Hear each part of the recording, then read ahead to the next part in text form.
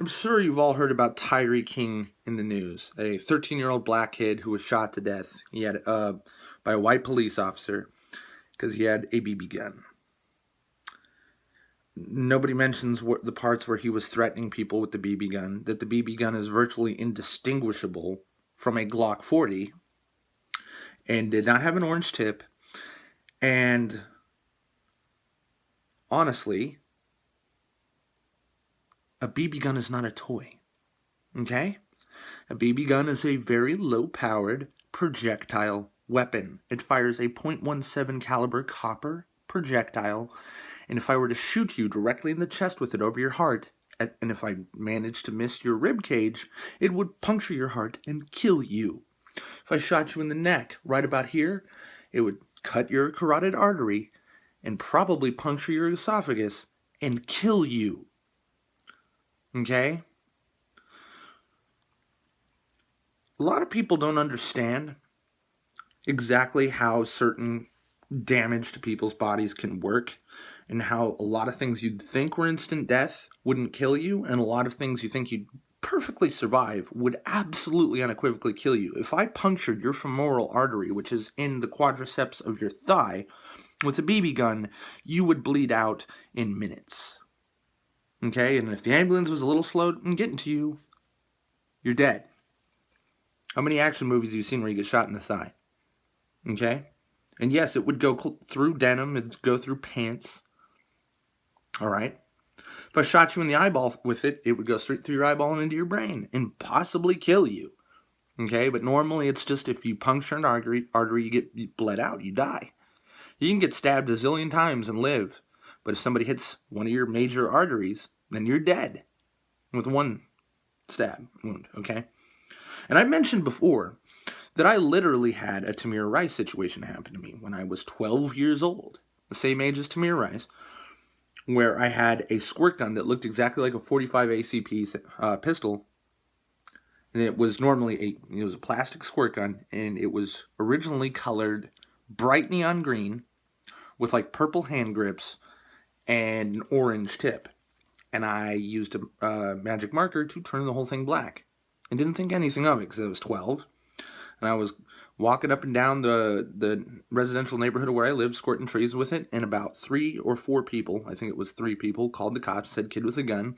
I had a cop drive right up on me, point his service weapon, which since he was a longtime veteran of the force, much like the guy who shot Tyree, he apparently was in some sort of office where instead of having a required issue weapon or something, he had a 45 caliber revolver, big fucking hand cannon with shells. He showed them to me later because I survived this incident, and I'll tell you why in a second.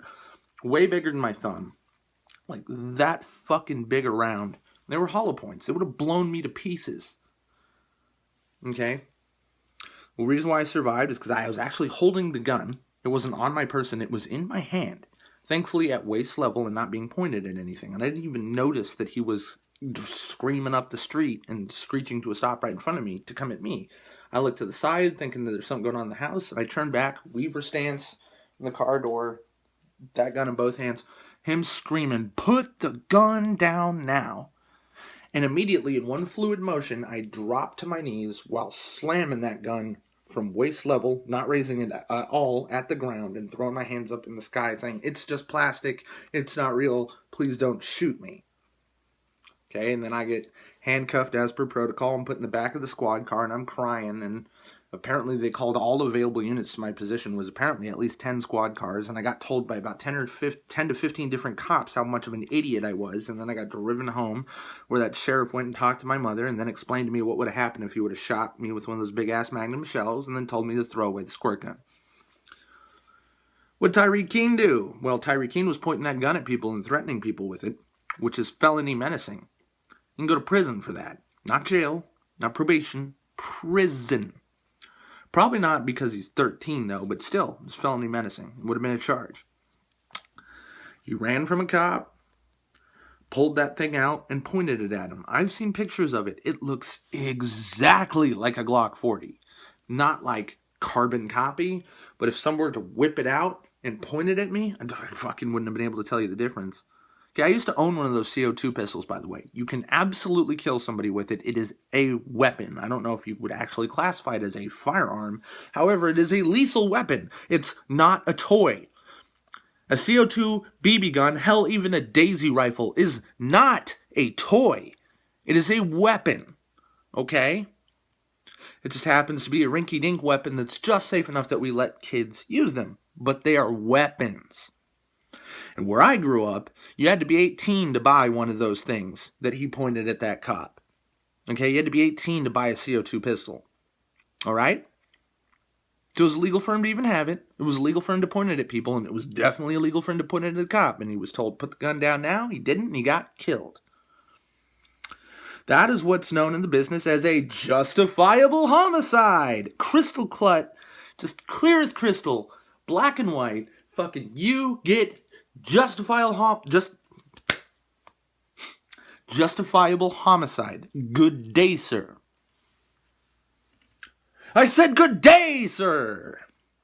The end. Tamir Rice, I think the cop who shot Tamir Rice, where he drove up and killed him at point blank range without addressing him at all, should have gone to prison for manslaughter. 10 years. He didn't, and that's wrong. And there is a very clear difference between him and people like Corin Gaines, people, even children like Tyree King.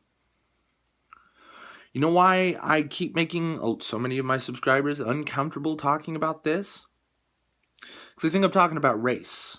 Because the reason why there's media firestorms is because this issue has been conjured fraudulently to look like a racial issue when it is not. Twice as many white people get shot and killed by black people, period. By cops, I should say.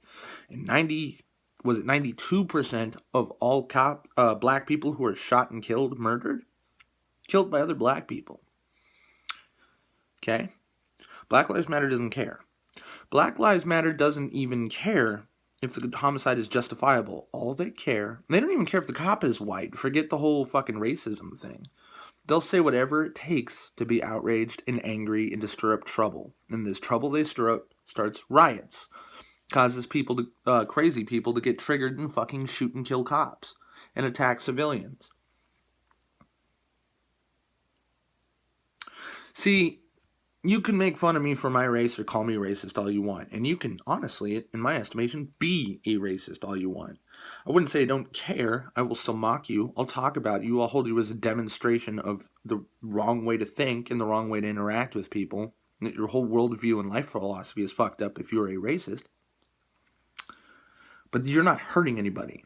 The point when I start harping on shit and talk in serious Darren tone is when you are demonstrably hurting people.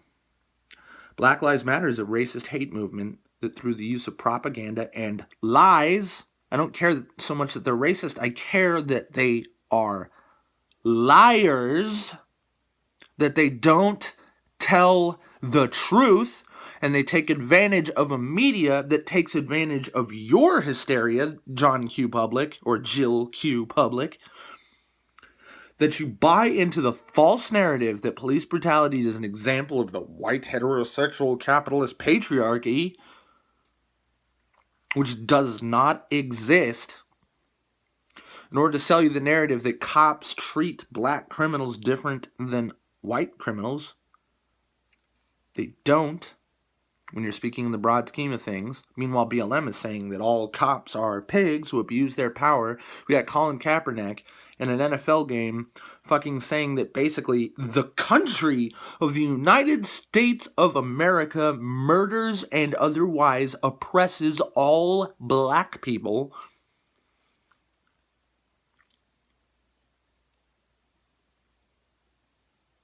They are liars. And the lies they tell hurt people and turn people against each other. It's why I'm an anti-feminist. It's why I believe social justice is out and out cancer. And why BLM is demonstrably a racist hate group that causes ignorant people like Colin Kaepernick, this fucking detached and fucking has no idea what's going on, rich, white-passing black man, otherwise known as a mulatto, who, if he would fucking cut his gay-ass afro that he grows to remind everybody he's black, because if he just trimmed it down, he would look Hispanic or otherwise white, who was raised by adoptive white parents, who went to college, played national football for $27 million, and then fucking wants to tell us shit about shit. He wants to speak for all the poor niggas on the street. If you are black, okay, and you're even the smallest amount of pro-BLM, and you're listening to me, you should be more insulted and offended by Colin Kaepernick presuming to speak for you than you would at me legitimately, criticizing you. And if you don't, there's something wrong with the way you think. Now, of course, before you're saying racism doesn't exist. No. What does BLM say? Systemic racism. Historical oppression. Buzzwords. What does those mean? Those means that the whole country was built on racism and still is racism. Not fucking true. All white people are racist and all cops are racist and operate with racist intentions. Not true. I'm not the one speaking in ultimatums. They are. Some cops are racist. There's 33 million police officers in the country? I imagine there's a few bad eggs. Okay? Is the whole system racist and operates on purpose in order to be racist? No, that is a lie. And it is a lie that causes riots, provokes people to murder and kill each other. Okay? It's the same reason why anyone honest would condemn Bill O'Reilly for all the things he said about Gabby Gifford that eventually led to her getting shot in the fucking head by a crazed loon and Bill O'Reilly fan based on what he said. The same thing that happened to that one abortion doctor whose name escapes me, where Bill O'Reilly called him a baby killer 1,000,000 times on his shitty-ass show, and then somebody went and gunned the guy down. What Black Lives Matter does is Bill O'Reilly times 1,000, times 1,000,000 even. Not excusable, should not be tolerated, and should be actively argued against. Okay? If that bothers you, I'm sorry. I'm not here to please you. I'm here to tell you the truth, at least how I see it. And I would love to see you show me where I'm wrong.